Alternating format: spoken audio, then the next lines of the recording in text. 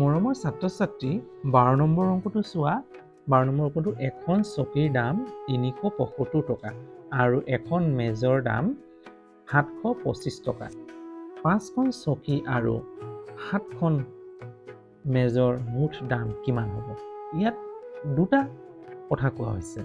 ইয়াত কৈছে চকীৰ দাম আৰু মেজৰ দাম 5খন আৰু 7খন বেলেগ বেলেগে কোৱা হৈছে। প্ৰথমতে কি কৰিম আমি যে 5খন চকীৰ মুঠ দামটো উলিয়াই ল'ম আৰু 7খন মেজৰ মুঠ দামটো উলিয়াই ল'ম। তাৰপিছত কি কৰিব লাগিব? দুইটাক যোগ কৰিলে অংকটো ওলাই পৰিব। গতিকে কেনেকৈ কৰিম চাবা। 12 সমাধান।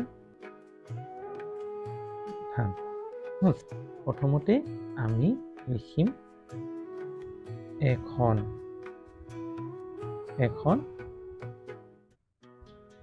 চকীৰ দাম কিমান দিয়া আছে? 375 টকা।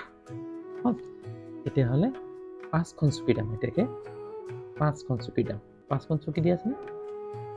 5খন চকীৰ দাম কিমান হ'ব? 375 পূৰণ 5 টকা হ'ব। 375 পূৰণ 5। এতিয়া কি কৰিম? পূৰণ কৰি দিম। 375 পূৰণ 5। 5 গুণ এটা মাতিব। 5 গুণ 5, 5 দুগুণ 10, 5 3 গুণ 15, 5 4 গুণ 20, 5 5 গুণ 25, হয় নহয়? 25ত এই 5টো বহিব, 2টো কৰিব। আকৌ 5ৰে 7ক পূৰণ কৰিব লাগে। 5 গুণ 5, 5 দুগুণ 10, 5 4 গুণ 15, 5 4 গুণ 20, 5 7 গুণ 35, 35 2 কৰিছিলে যোগ কৰি দিয়া। কিমান হ'ব? 5 2 7 3, 5 6 7, এই 7 বহিব, 3ও কৰিব। আকৌ 5 3 হ'ব। 5 গুণ 5, 5 দুগুণ 10, 5 3 গুণ 15 হ'ল। 3ও কৰিছিলে যোগ কৰি দিয়া। 5 3 8, হয় নাই? 5 6 7 8 হ'ল 18। কিমান পালোঁ? 1875 টকা। 1875 টকা হ'ব। কিমান পালোঁ? যে 5খন চকীৰ দাম পালোঁ 1875 টকা। আৰু লিখিবা। আকৌ কৈছে নহয়, কি বুলি কৈছে? এখন মেজৰ দাম। এতিয়া লিখিম আৰু এখন মেজৰ দাম কিমান দিয়া আছে? 725 টকা। তেনেকুৱা কেইখন মেজ? 7খন মেজৰ দাম। এতেকে 7খন মেজৰ দাম হ'ব কিমান হ'ব? 725 পূৰণ 7 টকা। পূৰণ কৰি দিয়া। এতিয়া ব্ৰেকেট কিয় দিছোঁ? দুটা পূৰণ হৈছে যে, গতিকে 7 আৰু 725, গতিকে টকা লিখোঁতে ব্ৰেকেট দি দিব লাগিব। এতিয়া পূৰণ কৰি দিয়া। 725 পূৰণ 7। এতিয়া 7 ঘৰৰ এটা মতা।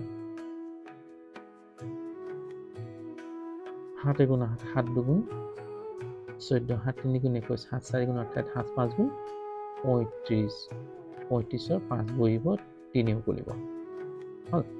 আকৌ 7ৰে 2ক কৰা। 7 গুণ 7 দুগুণ 14, 14 এইটো 3 ইয়াত যোগ হৈ যাব, হয় নহয়? কৰিছিলে যে 4 3 7 1 17, এই 17টোৰ 7 বহিব, 1ও কৰিব। আকৌ 7ৰ লগত 7 পূৰণ কৰা। 7 গুণ 8, 7 দুগুণ 14, 7 3 গুণ 1, 7 4 গুণ 28, 7 5 গুণ 35, 7 6 গুণ 42, 7 6 গুণ 42, 7 7 গুণ 49, 4 9 49, হয় নহয়? 1ও কৰিছিলে, 1টো যোগ কৰি দিয়া।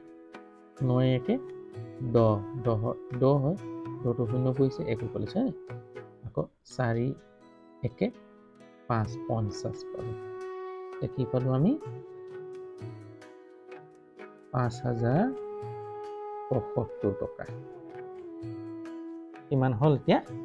প্ৰথমতে আমি পালোঁ যে এখন চকীৰ দাম 375, 5খন চকীৰ 1875 টকা পালোঁ।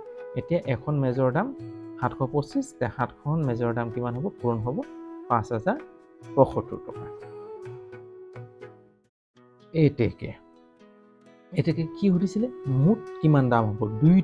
দুইটাৰে মুঠ। এতেকে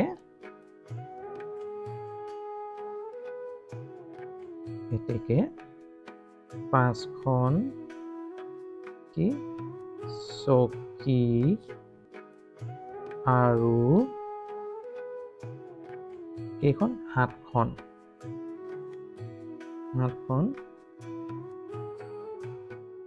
মেজৰ মুঠ দাম কি হ'ব? এতিয়া কি হ'ব? যোগ হ'ব 1875 যোগ 5072 টকা।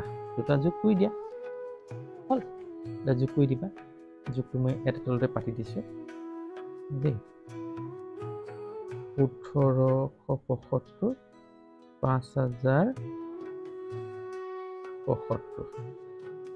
হ'ব। যোগ কৰা এতিয়া 5 কিমান হ'ব? 10 হ'ব। 10ৰ 1 উকলিব 5 10 হয় নহয়? 1 উকলিব। 7 14 1 উকলিছিলে 15 হ'ব। 15 5 বহিব 1 উকলিব। 8ৰ লগত 0 যোগ কৰিলে 8 হ'ব। 1 উকলিছিলে 9 হ'ব। হ'ল। 1 5 6 মুঠতে কিমান পালোঁ? 6950 টকা। এতিয়া মুঠ কিমান পালোঁ? 6950 টকা পালোঁ। প্ৰথমতে কি কৰিলোঁ? দুইটাৰে আমি দামটো উলিয়াই ল'লোঁ। তাৰপিছত দুইটাৰ দামটোকে যোগ কৰিলোঁ, মুঠ দামটো ওলাই গ'ল।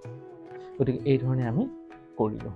যদি ইয়াত কিবা সুধিবলগীয়া থাকে, বুজিবলগীয়া থাকে, তেতিয়াহ'লে কমেণ্টত জনাবা। যদি চেনেলটো নতুন, তেতিয়াহ'লে চেনেলটো ছাবস্ক্ৰাইব কৰি ল'বা আৰু বেল আইকনটো টিপি দিবা, যাতে সময়মতে নটিফিকেশ্যনসমূহ পাই থাকা। তোমালোকো যদি মই এইদৰে মৰম চেনেলে পাই থাকোঁ, তেতিয়াহ'লে মই এই উদ্যমেৰে তোমালোকৰ ওচৰত নতুন ভিডিঅ' লৈ আহিবলৈ প্ৰয়াস কৰিম। আগ্ৰহেৰে তোমালোকক বুজাবলৈ মই চেষ্টা কৰিম। সেই আশাৰে আজিলৈ হ'ব। বাই।